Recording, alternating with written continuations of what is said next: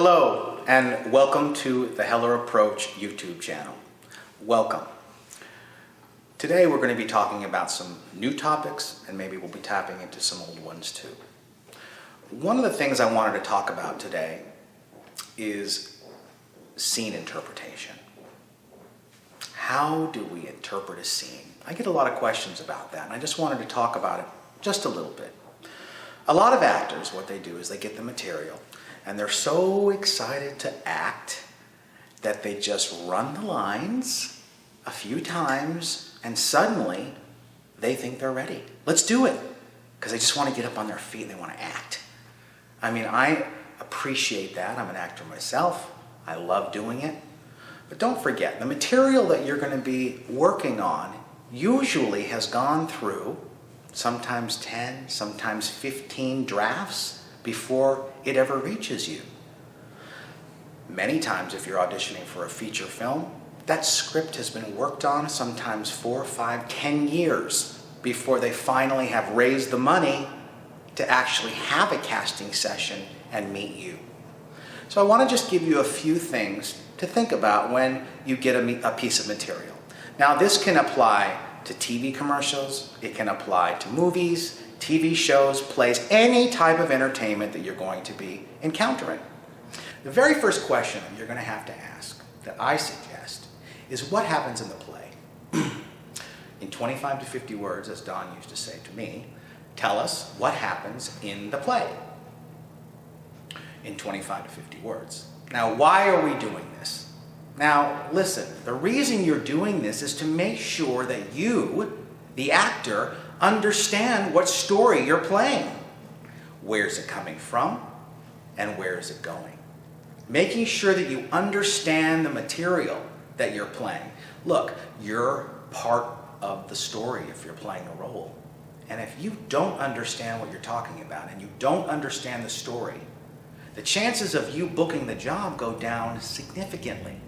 On the other hand, if you take the time to understand what happens in the story, in this scene, in this movie, this happens, then this happens, this happens, a very linear, clear understanding of what happens, believe me, knowing where you're coming from and where you're going in the scene is extraordinarily important. Question number 2. What is the point of the film? Why did the author write it? Let's assume we're doing a commercial. Let's assume we're doing a commercial for something like Tide. And in the commercial, I'm making this up as I go right now. In the commercial, let's just say there's a little boy, he's at the park, he trips and falls, gets his shirt dirty, goes home, mom sees the little boy with the dirty shirt, takes the shirt, puts it in the washing machine, pours her Tide, pulls the shirt out, and happy day, it is clean. Believe it or not, that's its own little self-contained movie. Pretty clear idea what happens. What's the point? Why was this here? To sell Tide. That's why it's here. So, listen, if I'm playing the part, and it's not a mom, but it's a dad and his little boy, I better be smiling when I pull that little thing out of the shirt out of the washing machine. I better be happy because Tide has made me happy.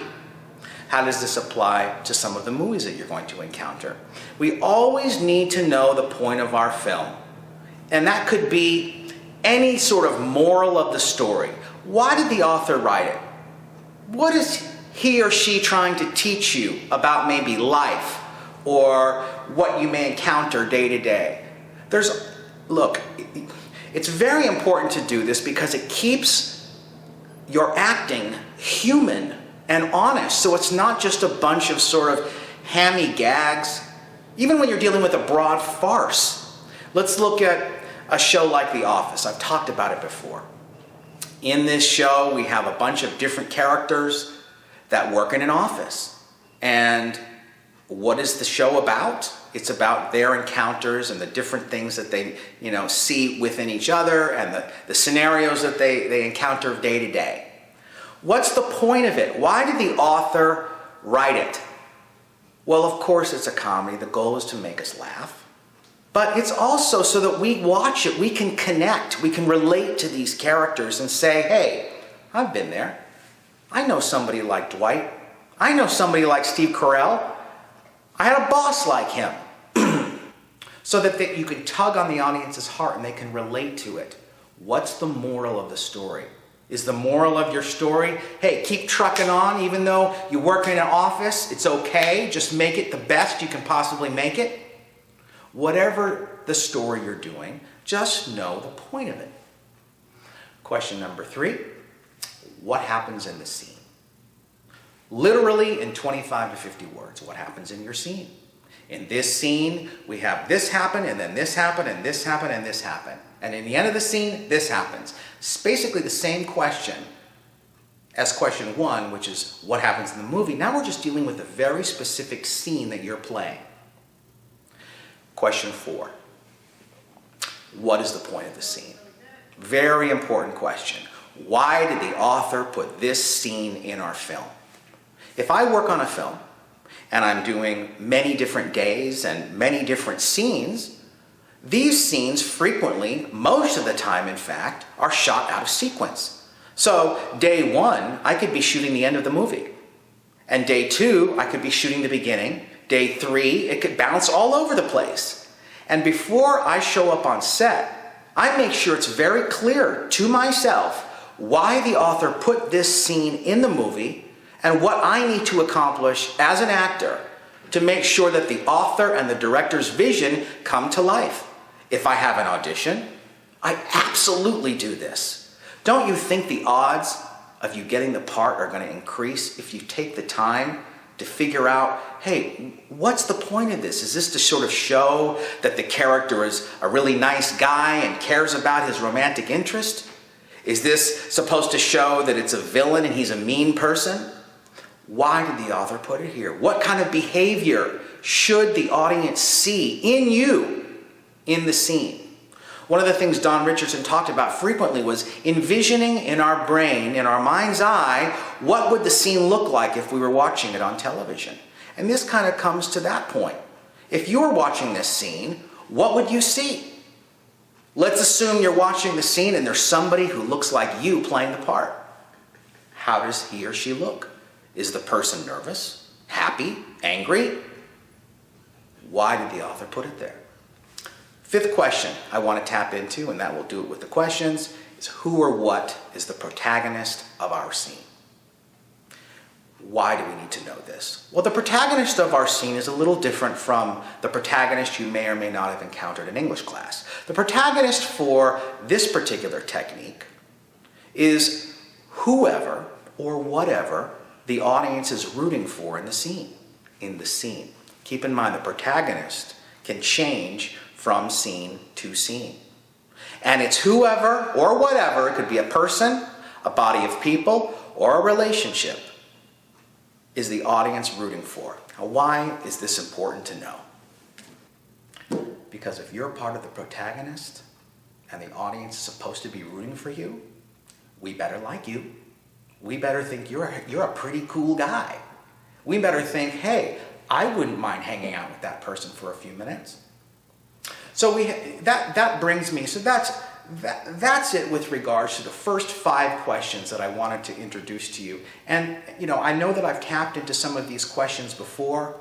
It's been a while since I've done a video, and I do want to make sure that I review and tap into some of the same topics we've talked about, because I'm very much about the overlearning principle and making sure that you know it so well so that when the pressure is on, you can come through. Likability. What does that mean? I get that question a lot. Well, what does that mean, likability? Obviously, I don't like Darth Vader.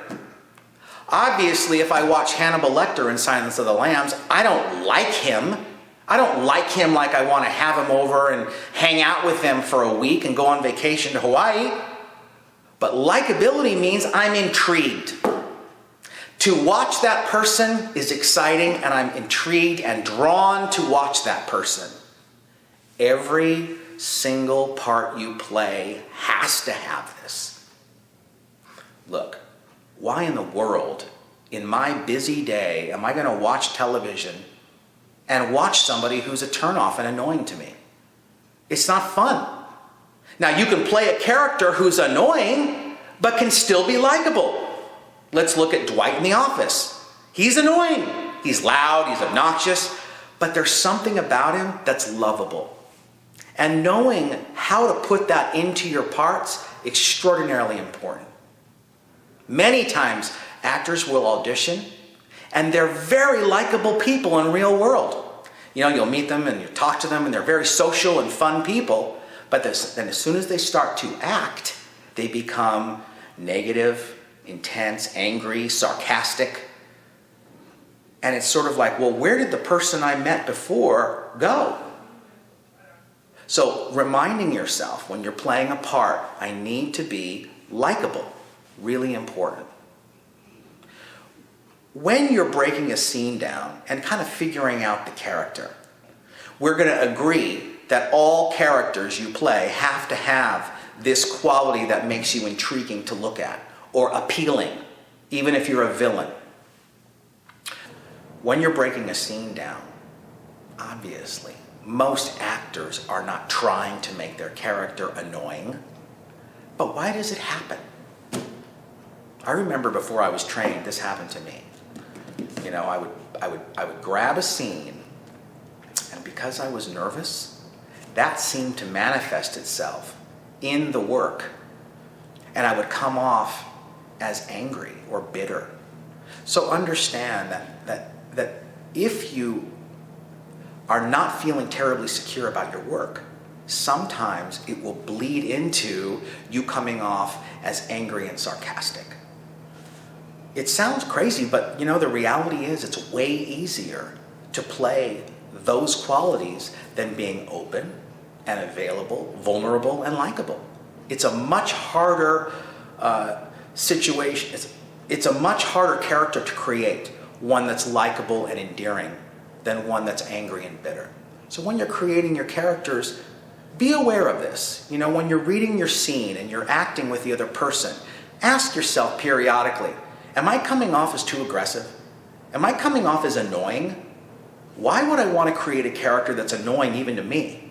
If I'm not going to want to watch a part that I'm playing, we've got a problem. Why in the world would I want to put a part on TV, one that I hate? Do you see how ridiculous that is? And there are so many actors that do it. They forget that people need to like them. People need to be drawn to watch them.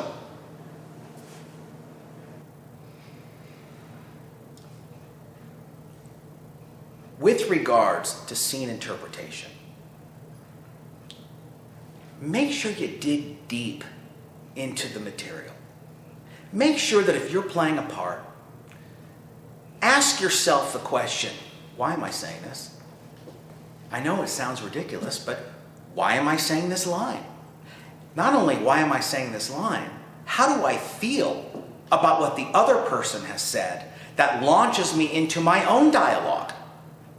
Many times I've asked actors, do you have any idea why you're saying what you're saying? And sometimes the answer is, no, I don't. I don't know why. And you know, it's funny too, because we as actors, I include myself, we seem to think that we can get away with it.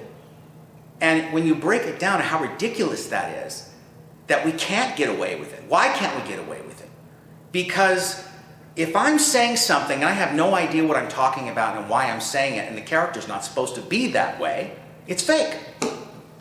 And if it's fake, you lose the audience. Why do you lose the audience? You lose the audience because they can't connect to something that's non-human. They need to have a real person using the human mechanism that we find on Earth in order to relate to that person. To be able to say, oh, that person reminds me of me. That person reminds me of somebody I know.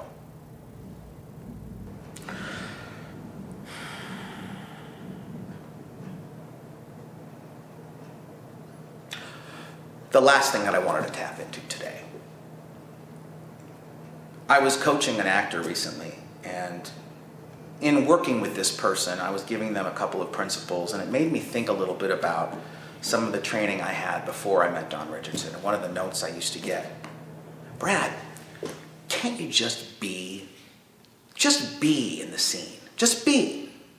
And it used to drive me crazy because I have somewhat, you may not know this, but I have a little bit of an obsessive brain sometimes. And the idea of just being drove me crazy because the person who's telling me this is not saying to me, okay, I want you to just be. Well, where do I put my brain? What am I supposed to think? What am I supposed to put in here? If I'm just being, okay, I'd like to just give yourself a test. Just be. Try it. It's absolutely impossible to not think of something. So when we're acting in a scene, if somebody says just be, what are they really saying? And this is what I believe they're really saying. What we're saying is, it's not necessarily just be, it's just receive. Receive what's outside of you because that's going to be what induces you to do what you do. How do I know this? Well, all I'm doing is just sort of looking at my life and how I interact with people. The camera is inducing me to talk to it. In a sense, you viewers at home are inducing me to speak. And I'm inducing you to look at the television. So if you break it down, everything outside of us, in a sense, induces us to do what we do. We get into trouble when we focus on ourselves. We get into trouble when we're focusing on what we need to do instead of simply abiding by the principles of human behavior and receiving something outside of us. If you put the entire responsibility on the other actor, and I say to myself, hey, all I got to do is listen. You do what you do, I'm just going to receive you. And my body will do the rest. And it completely changed acting for me. I no longer felt this sort of need to perform, need to do things. Once I grasped that all I needed to do was receive my scene partner or receive something outside of me that induces me to do it, I suddenly felt this freedom. The ability to receive may very well be the most important principle in acting I could teach you. I hope that we tapped into some important principles today. It's great to be back. I will be doing more videos, and again, I very much appreciate all the support, the emails, the phone calls. Please send more videos. I hope these are helpful to you. If you do have comments, feel free to post them on our Facebook page or on the 𝗖𝗹𝗹 Approach YouTube channel. Make sure you subscribe if you haven't. Until next time, keep acting.